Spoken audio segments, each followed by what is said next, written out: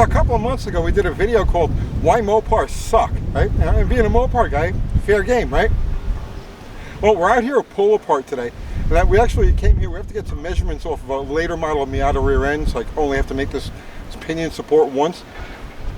So while we're roaming around here, I noticed that like somebody must have had a backyard full of old Fords, and they decided to clean out. So there's a bunch of these things scattered throughout the place, and they all have like the same basic kind of patina. So, and most of them are FEs. So I'm looking around, and like it dawned on me, it's like I'm remembering why Fords suck.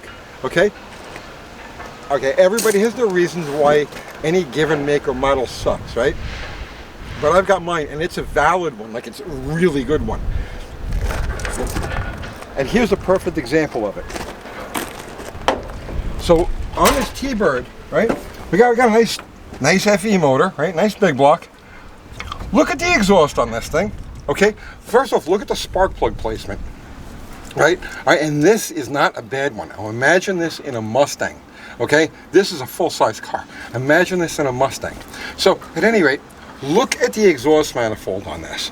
Look at the way, okay, now regardless of how good your port is, right, how good the cylinder head is, what kind of cam you put in this thing, what kind of intake you've got on it, no matter what, when push comes to shove and it comes to the exhaust, this is what you end up with. You've got these flat, and I mean flat, shallow exhaust manifolds, okay? There's nothing that exhaust pulse can do except hit the dead end there and make a hard left, right? And they're all like that. So why? Why did Ford do this? With all of their engineering prowess and why would they create something like this? And why is it all the way across the board? Why is it on all of their cars? There's one right there. We'll show you on this. And it's funny, right? So this video is called "Why Ford Suck." I used to do Cars Illustrated magazine, and one of the ancestors to Cars Illustrated magazine was a magazine called Hot Cars. And one of the editors was a guy that went by the name of Seymour Balls. And he did, in 1970 and 1971, he did a cover, a magazine cover, and right across the top of the cover said, "Why Ford Suck," and with a big picture of a lemon on it, right? Anyway, here's why, in my opinion, Fords suck. So here's another FE, right? This yard is littered with FE motors. If you're a Ford guy, make it out here to Laverne Pull Apart in Tennessee and have at it. It's a harvest. So, okay, you see the relationship here, right? Here's why it happened. So all Fords from this era, full size, small, from the Falcon to the town car, right, all use this style suspension where the coil spring is mounted on top of the upper control arm. Why? Why did they have to do this? It makes no sense at all. But across the entire Ford line, this is what you find, okay? Now, General Motors cars put the coil spring, where God intended the coil spring to be, between the lower control arm and the frame rail, leaving this whole area wide open. Do whatever the hell you want with the exhaust. Put any engine you want in the damn thing. Chrysler, well, they use torsion bars, so there's no coil springs at all. Nice wide open spaces.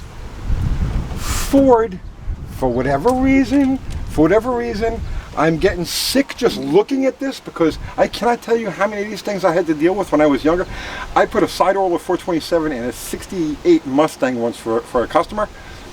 I hated life. I mean, it was just the most miserable experience I ever had. So at any rate, this is the reason why Fords suck, in my opinion.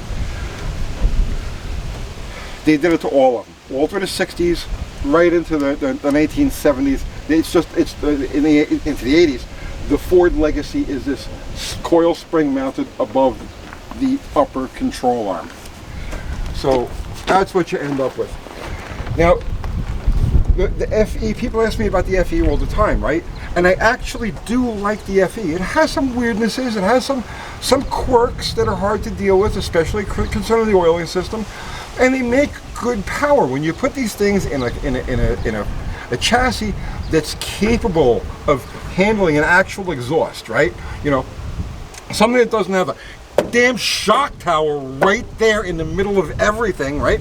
When you put one of these engines in an area, you can actually put a decent set of headers on it and get around it. Yeah, they make really good power. But when you stick them in a passenger car, they're wheezers. That exhaust system just shuts them off over like 4,500 RPM. Doesn't matter what you do to the heads, what cam you put on it, what intake you put on it. And then, yeah, you can get headers in here, but they're a nightmare. They're a nightmare. There's like nothing fun. No fun to be had here. Bad thing, right? This has been like a pet peeve of mine for like almost 50 years now, okay? So, yeah, I'm venting. That's that. Let's say something nice about them. Ford engineers were kind enough to stick the distributor right up front like that. You know, it's even easier than a big block Chrysler. Yes, all right, that's, you know, so nice. Thank you, Ford. And then this, and then this, and then this. What did we do to deserve this? I don't know. I don't want to talk about this anymore. Let's end this video now. And if you want to hear me say nice stuff about Fords, because I was a Ford guy for a while, you know, 5-liter Mustang. We did a whole hour-and-a-half long documentary. Uncle Kathy will put a link to it wherever she puts the links to it. And I'm going to go back to the shop and work. I'll see you tomorrow.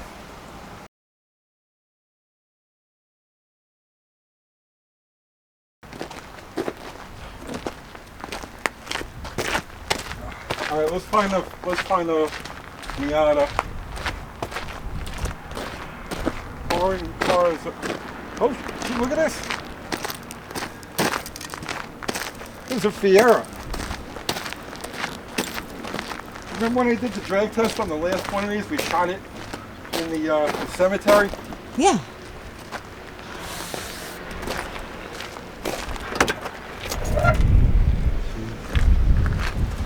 These were cool cars. People. Hey, Kat. Yeah.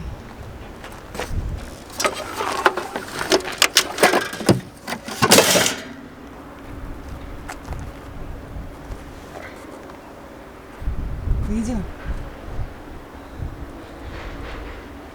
You know what? We could get a slant in one of these. No, I'm serious. Look at this. We'd have to make an adapter, right, to the transaxle. We'd have to cut a little notch on the frame railer and maybe move the strut tower out a hair. But you know what? We could get a slant in this thing.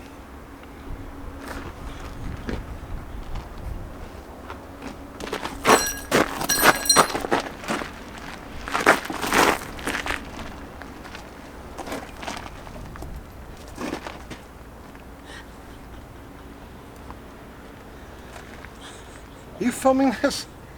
No. What are you holding the camera for? You're filming this. I hold cameras.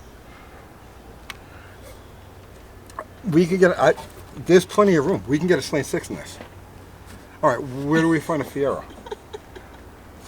Why are you laughing? It's a thing. First the Miata, and that's. Look, I want to slant swap the world, you know? Seems that way. It'll fit right in here like I grew there. Stop filming me. Stop. Get that thing back.